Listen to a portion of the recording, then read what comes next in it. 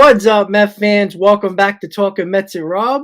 How is everybody doing? Before I get started talking about the possibility of the Mets trading for Cincinnati Reds closer Alexis Diaz, and yes, it is Edwin Diaz's brother, don't forget, guys, if you enjoyed this video, hit on that like button. If you enjoy all my content, want to see more, want to get notified when I post my videos and when I go live, you guys know what to do. Hit on that subscribe button, everybody.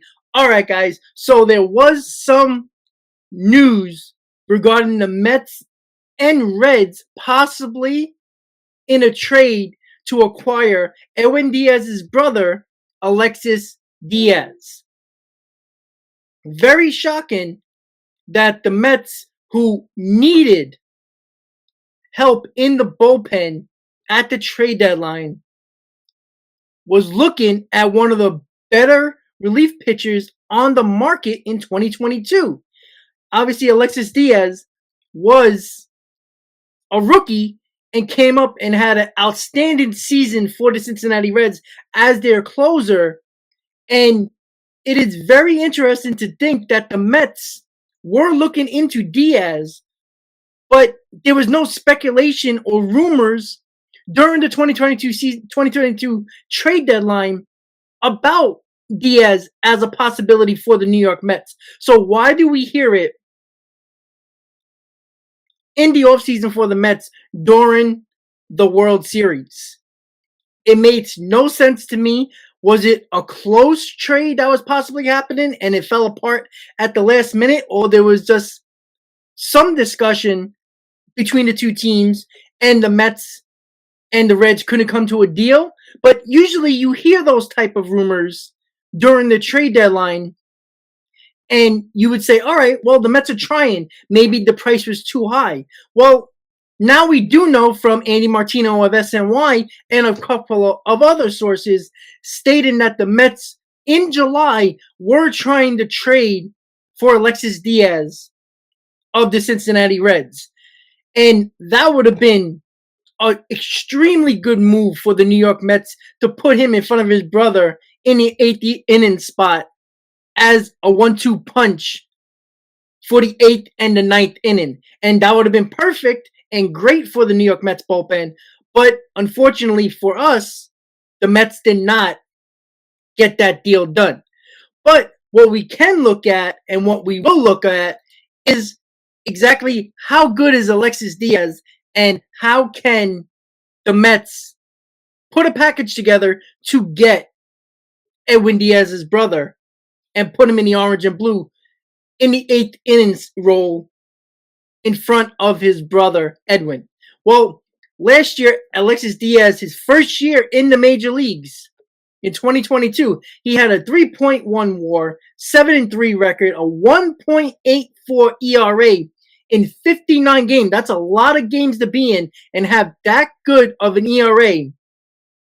That is a great thing to see from a rookie pitcher, especially in big spots like a closer's role, like he was for the Cincinnati Reds. He has 10 saves, 63 and 2/3 innings, 83 strikeouts with a .958 WHIP.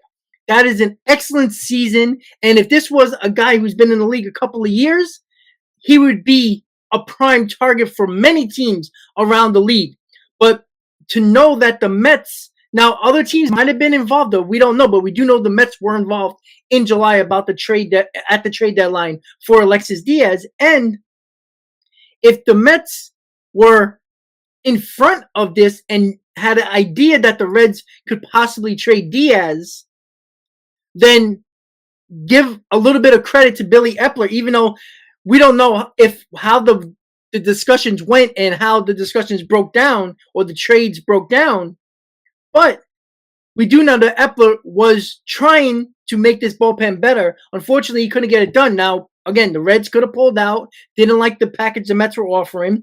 And if you heard Billy Epler right after the trade deadline was over, he says that he was very proud to hold on to his top 25 prospects. Well, you are not going to get a trade like a dominant arm in the bullpen like Alexis Diaz with 5 years of control, by the way, without giving at least 1 or 2 of your top 25 or 3 of your top 25 prospects, it's not going to happen. So if Epler was trying to get some guys off the Major League roster to trade for Alexis Diaz, he wasn't really doing a good job in trying to actually get Diaz from the Reds to bring to the Mets in late July. But at least Epler was ahead of the curve when it came to trying to get Diaz. Maybe the Mets were the only team talking to the Reds about Diaz. Maybe not. But Diaz was still remained the Red after the trade deadline. So it clearly wasn't Epler's fault that the Mets didn't get Diaz. The Reds probably thought otherwise. But the offseason always brings crazy news and rumors and trades that you might not think would happen. Like, for example, the Mets and Oakland with Chris Bassett. Nobody was expecting that trade, and it happened. And it was a good trade for the Mets during the season. Obviously, late in September into the postseason, it didn't look good with Chris Bassett, but it was a trade that nobody heard of until it actually happened. So what would it take to get Alexis Diaz from the Reds to be in the 8th inning role for the New York Mets in front of Edwin Diaz in 2023? Well, I think a trade proposal will look like this. Obviously, Alexis Diaz, with 5 years of team control, coming to the New York Mets.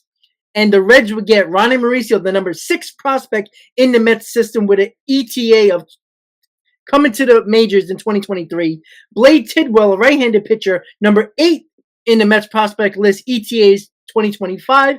And Grant Hardwig, another right-handed pitcher, number 22 ranked prospect in the Mets system. So the Reds will receive the number 6, number 8, and number 22. 3 top 25 prospects and 2 top 10 prospects, all pitchers that are projected to at least come to the major leagues by 2025. And we all know about Ronnie Mauricio, who, let's be honest, if he had a spot on this team with the Mets, he would already be up. So he would jump up to the majors in 2023 for the Reds.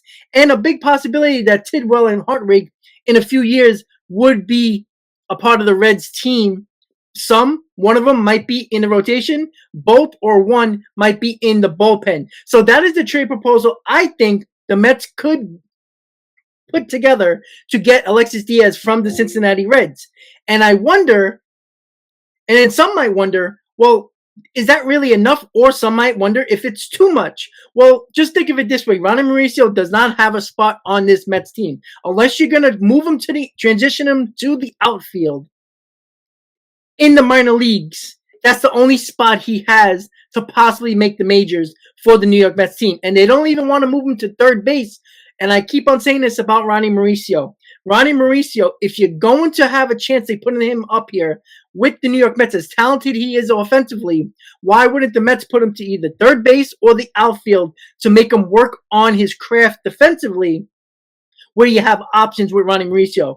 The one reason that I have, and I think it's correct, is the fact that Ronnie Mauricio's value is so high as a shortstop, the Mets don't want to have his value go down based on if he struggles in the outfield, specifically center field or third base, and then his value will go down. So keeping him as shortstop, his value remains up, and as talented as he is, he's a big chip that the Mets can use in a trade specifically for Alexis Diaz. And, of course, Tidwell and Hardwig got a few years to come up, but they are promising arms in the Mets farm system. So that is the trade proposal that I think the Mets could offer the Cincinnati Reds for Alexis Diaz. But could they do it with a little less higher prospects, or maybe someone on the Major League roster with maybe one prospect in the top 10? I think giving a couple of pitches to the Reds who are in rebuild mode could possibly swing the Reds to giving Alexis Diaz to the New York Mets. So that is the trade proposal. That's what I think the Mets could offer the Reds. What do you guys think? Let me know in the comments, guys. Once again, guys, if you enjoyed this video, hit on that like button. If you enjoy my content, want to see more, want to get notified when I post my videos and when I go live, you guys know what to do. Hit on that subscribe button. Thank you guys for watching, and as always, Met fans, let's go Mets.